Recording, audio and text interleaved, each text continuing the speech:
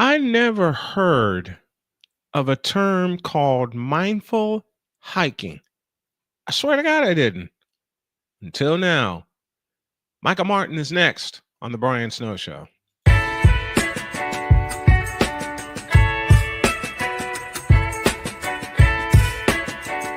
The thing is, until you can erase 3 Februaries, shut up.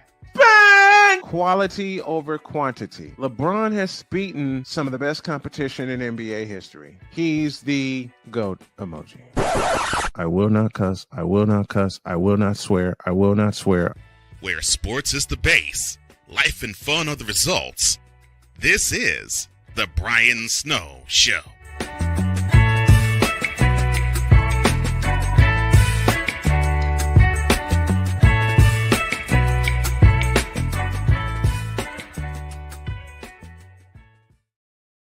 Hey, folks, welcome to this edition of The Brian Snow Show. And this edition is brought to you by Fanatics, officially licensed everything.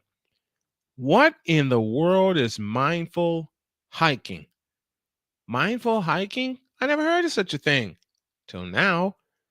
And as I read my guest's bio, it's a way to heal. Let's find out more about it. Here is Michael Martin, and he joins me right now. What's up, Mike? Not a whole lot. How you doing today? I'm good, man. I'm good. Okay, you got to tell me, because this sounds so interesting. How did you get into or start mindful hiking, and what does it do for you? All right. So long story short, during a 60-minute talk therapy session, I argued when she brought up the idea of meditation. I'm like, I'm not shaving my head. I'm not doing none of that craziness. Then I went out back afterward and I took my crossbow practice. And I realized every single thing that I was doing was meditation. So it clicked, you know. And then I'm thinking about it and I'm like, this is kind of stupid. People are going to look at me funny doing it at home. I've always loved the outdoors, and let me take it out there and go sit down and meditate. And from there, it started to actually heal the issues that caused me to get into therapy, which was surviving a suicide attempt after a last divorce. So going out there and actually sitting down, meditating, I started to experience all these weird things and ideas, and realizing that, you know, when I pick up a hatchet and I'm on a hike and I swing that hatchet one stroke at a time to build a fire, build a shelter, I was building up that self-worth that I lost, that all those things that had broken down. I realized how much healing I was getting through, not just the physical aspects of what I'm doing on a hike, but also the things that I'm seeing out within nature.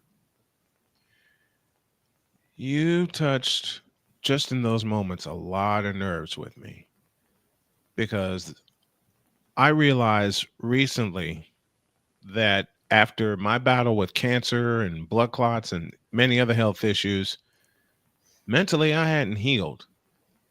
Mentally, I was living in fear, and I was afraid to say the words aloud because I just thought, okay, I need to do something to help my family. And believe me, I still have that thought, but I never allowed myself to, first of all, to grieve with all the losses I had. Second of all, just to say thanks for still being here, because I was told you're healed now, go back to work. And I'm like, how? There were so many questions and some I still haven't answered yet. And then I see your profile here, and it's reminding me everything: healing through adventure, removing labels, befriending yourself, something I was so afraid to do again, wilderness meditation, and just keep going.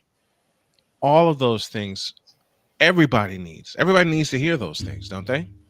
They do. And, you know, it's actually kind of ironic because just a couple weeks ago, I had a meditation class, and this older woman come in, and the first thing she said to me after I introduced myself was, I really need this right now.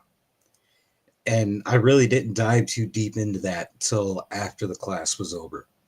And, you know, after sitting down and going through the different things of the class and then looking back and asking for feedback, it was exactly that. taking away all those labels that we all get so caught up in, and taking a few moments to just let go of that story of self suffering, because she too was grieving with loss. And we have such a hard time stepping outside of that story of suffering because it's comfortable.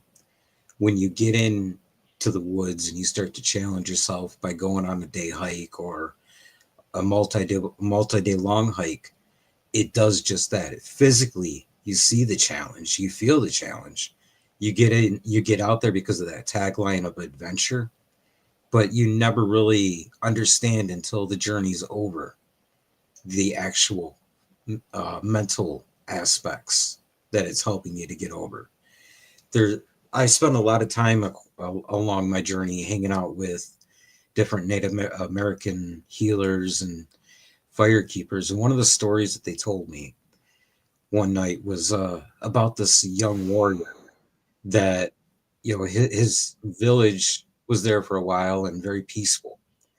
They never really encountered much struggle until this rival war party came along and completely wiped out the village. He was the only one that managed to get away. Mm. All he had with him was his horse, the clothes on his back, and the few weapons that he managed to grab.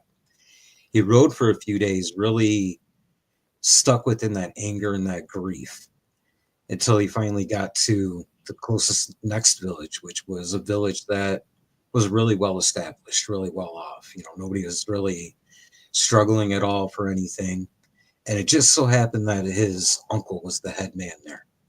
He rode into the center of the town, and he told his uncle and the wise men what had happened. And then he asked his uncle if he could stay there, if he could have refuge within this wonderful town. His uncle looked at him and said, sure, we would love to have you, but I need you to do something first. And he looked at his uncle and he said, yes, of course, anything that you ask, I'll do. Well, his uncle told him to go out and seek the poorest family within that community and give him his horse. And he shook his head, really hurt, really angry. Uncle, I can't do that. Aside from my clothes and the few weapons I have, this horse is all I got. And then he rode off in shame and anger and everything else.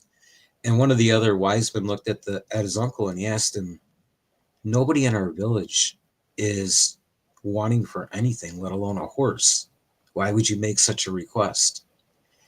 It's true. I know nobody in our village needs a horse, but had the man let go of his horse, I would have gave him one of my own.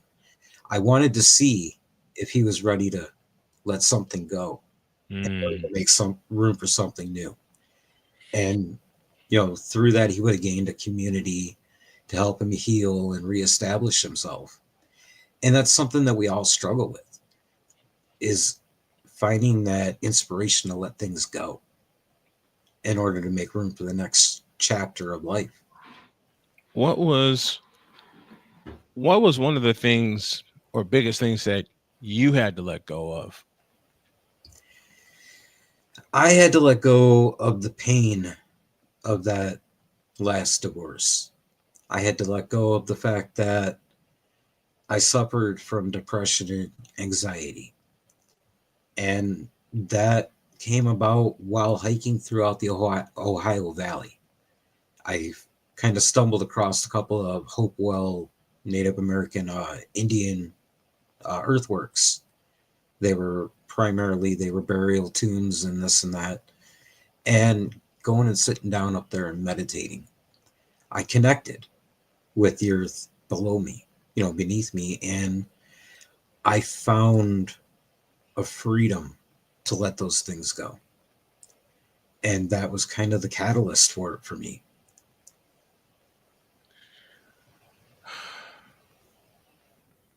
Just in the last few days, I've learned so much from a lot of people. And I can say honestly and openly, as a father, I'm still holding on to the death of my baby girl, Donna. That hurt, especially the way I found out. I was going through an abusive relationship at the time. And I know there have been points in your life where it just seems like it's all closing in and you're thinking, how the hell am I going to get out of here? I have days where I still think that. I think those days never leave us. And regardless of how short somebody is in a character within our story, they're there in order to teach us. We're allowed to hold on to the lessons and the feelings that we had for that connection, Hmm. but we're able to safely still put down the parts that hurt us. Within those moments when I attempted to take my life, it was just that. The last thing that was said to me wiped out all the years of the marriage and the relationship because she told me I had nothing left to offer. Not her, not my kids, nobody. Hmm. And then it was back to the deer blind that I was living in and made the attempt on my life.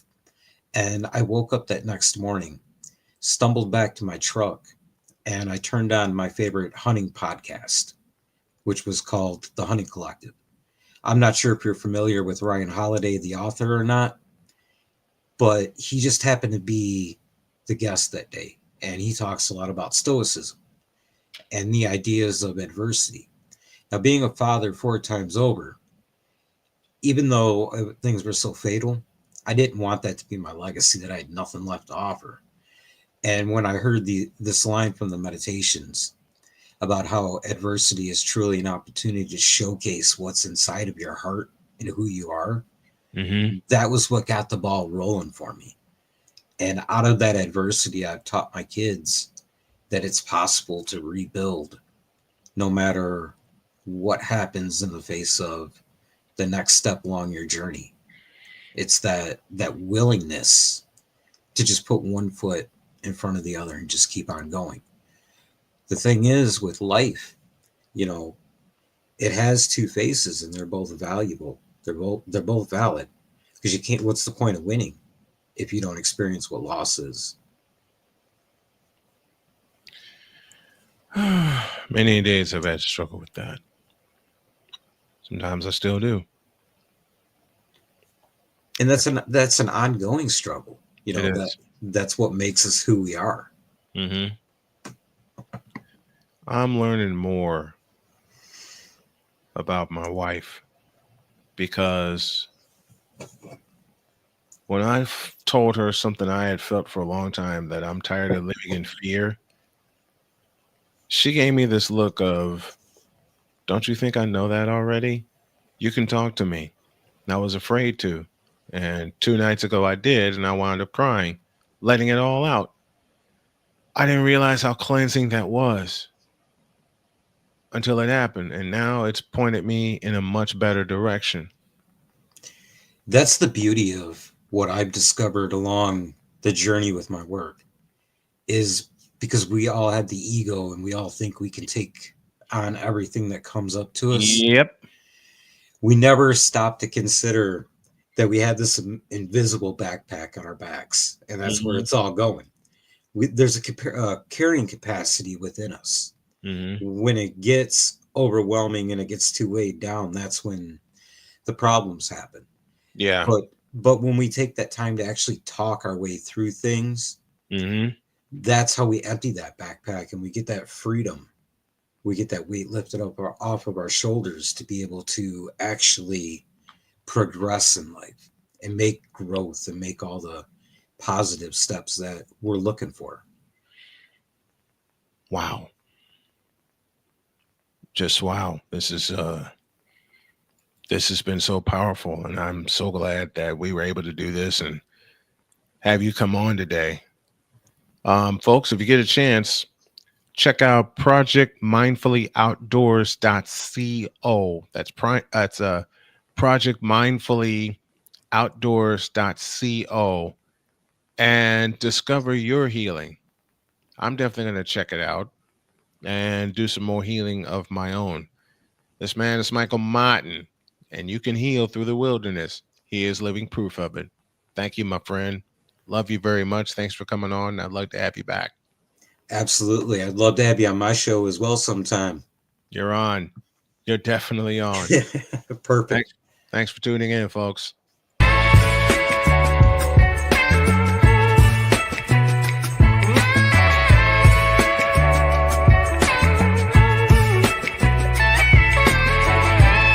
Thank you for tuning into The Brian Snow Show, where sports is the base, life and fun are the results.